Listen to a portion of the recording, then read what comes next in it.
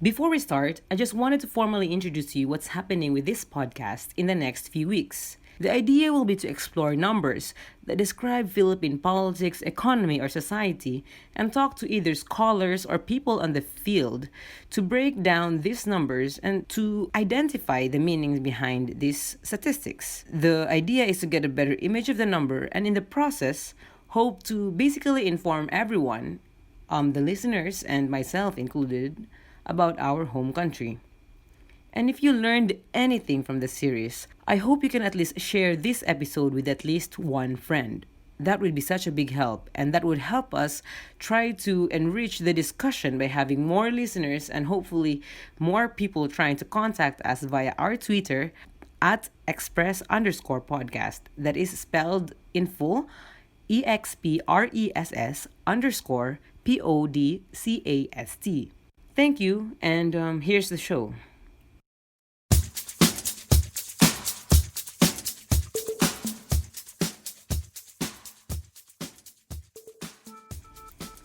The signing of the Balik Scientist Law in June 2018 is an acknowledgement of the high number of Filipino scientists and researchers who found opportunities abroad. The Balik Scientist Law, as the name suggests, is a law that tries to attract Filipino scientists abroad to come back to the Philippines and practice their expertise inside the country. The method by which they're trying to attract them is actually reinforcing the existing program, the Balik Scientist Program, by providing them with tax and duty exemptions or free insurance or exemption from local travel tax and even round-trip airfare from the country where they're coming from. As a matter of fact, this strategy has been used by the now developed countries like South Korea and Taiwan, wherein when they were developing countries themselves in 1960s and 1970s, they tried to attract their own scientists, researchers, and even businessmen who are abroad to come back to their country to practice and to invest inside their country and also to share their knowledge inside their country. And that is one of the reasons, one of the ways that they were able to build themselves into the rich countries, into the level that they are in right now. As some of you might already know, actually one of the ways for the Filipino scientists abroad to start their careers abroad is actually by being students or scholars, government scholars or private company scholars abroad themselves. The passing of the Balik Scientist Law brought the attention of the people to one of the reports of UNESCO, the United Nations Educational, Scientific, and Cultural Organization. This is one of the bodies of the United Nations. They had this report where they said that in the Philippines, there's only 189 researchers per million of Filipinos. That is, if you have 1 million Filipinos, you only have 189 researchers.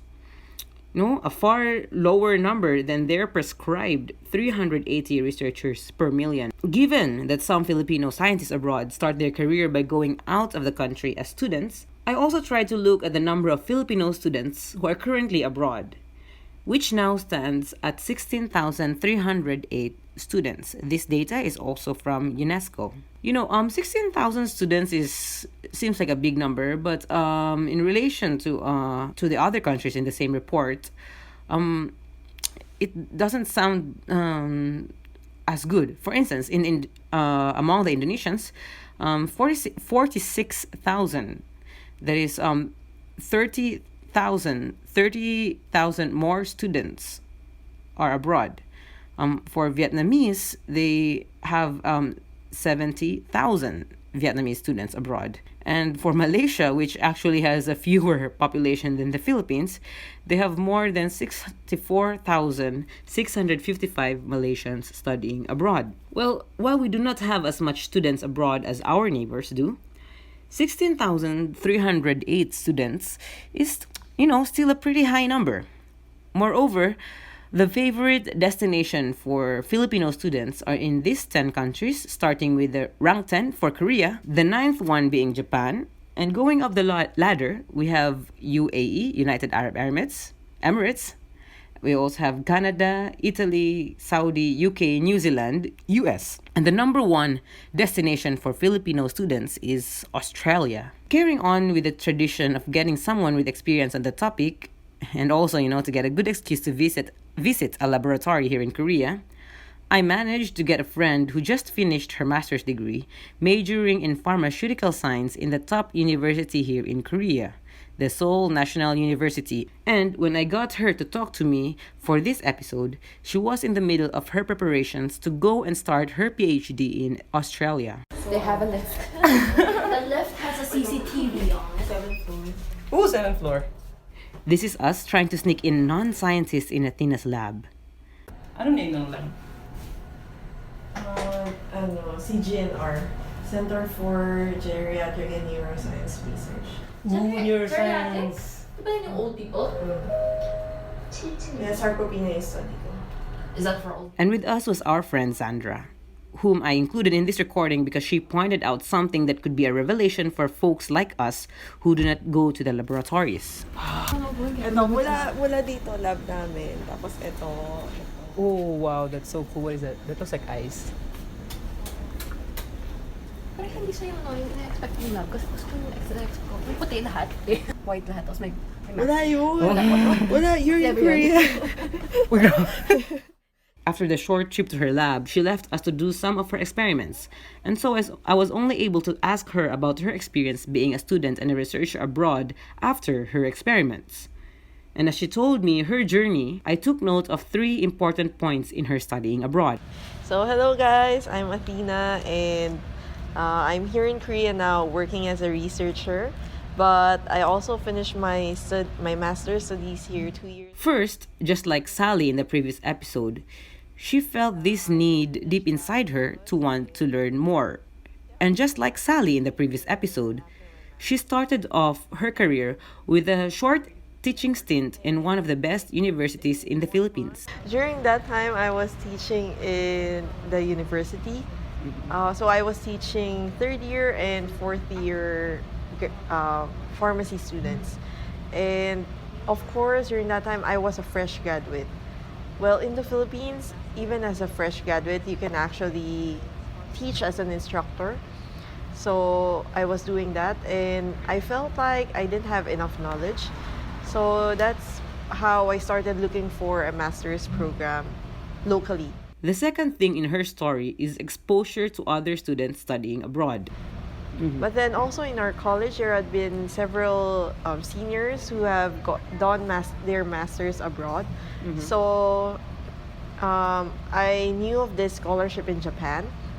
And initially, I tried applying for that scholarship.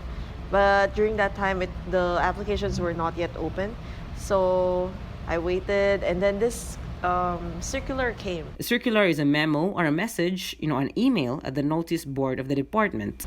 For the Japan one, I think it's a bit more famous than the KGSP scholarship. I see.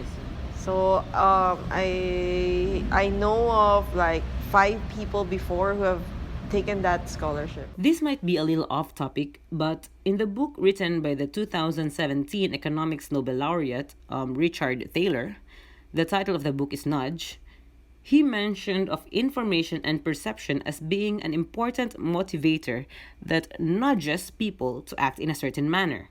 Specifically, when people are aware that a lot of people are doing something, for instance, studying abroad, and especially if this number is high among the people within one's group of friends, or at least there is a belief that that is the case, it nudges people to decide to act in the same way, such as by deciding to study abroad. And the third thing I noticed in her story, and the science people might be more thrilled to listen to this one, is how happy she was with the facilities now that she is researching abroad. I asked Athena how her laboratory life, her lab life, was here in Korea. Definitely, Korea has a lot more funding for the experiments and research compared to the Philippines. Like we don't even have the basic, for example, for molecular biology researches. In the College of in other colleges, for example, in biology or in let's say, actual molecular biology labs. In the College of Arts and Sciences, they might have these equipment, but in the College of Pharmacy, we do not have these. So, Okay, this but is- these are like basic equipments that. yeah, basic equipment, the most basic things you need for research, not even the materials. What about here in Korea? Here in Korea, they provide everything for, but it also depends on the labs. Like some labs are rich and some labs are poor, and I've been to both. Oh, okay. So during my masters, I went to this. I don't know if it was because there were a lot of people in the lab. That's why the funds are a bit scarcer for each one of us. But then before, before you can order something you need for your experiment, it should be approved by your senior. And then for the gloves, we had to use it several times. We had to save paper. We have to make our own media for the cells. But for this lab I'm working at now, we just buy the liquid media. We don't even need to prepare it. We buy everything. Oh, okay. Depends on the lab. But generally, they can buy whatever you want, whatever you really need for research, not the conveniences like yeah. prepared media. As a last note, of course, I asked Athena about something related to the law I mentioned at the start of this episode. Like, I want to go back to the Philippines to teach also, but I think more than teaching, funding is needed. Yeah, So maybe I'm thinking that if I go back, I should bring funding with me. Okay. Not just the knowledge, because you cannot do anything with the knowledge without equipment. And this is the most important thing. If we do think that we really need more scientists to promote growth in the country, we must make sure that there is enough support for them, jobs and equipments. These are needed for them to actually practice what they've learned outside and hopefully help our productivity grow, which is the key for economic growth. This is Jadine, and this has been the Express Podcast. Salamat and good... Oh, no. Before I say goodbye, and before we end this episode, here are the tips for those aspiring to study abroad from Athena. I don't think extra classes are necessary or extra preparation. The thing is, first you need to decide on which country you want to go to, because each country, they have this certain culture, and they have different requirements, so you need to look at that. Just do well in your studies and get the best grades you can get, because Oh, can you say that again? just do well in your classes and get the best grades you can get, because at this point, that's the only thing they can judge you with.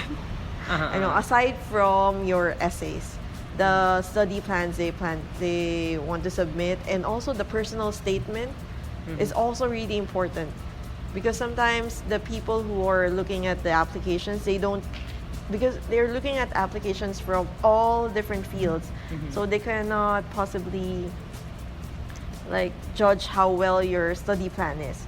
So they judge you based on your achievements and your personal statement, like your introduction about yourself. And also, and in deciding which country you want to go to, maybe you should look into the work culture of that country, because I know of a lot of students who quit their labs because they cannot adapt to the work culture here, or Okie dokie, thank you. Okay. Yeah.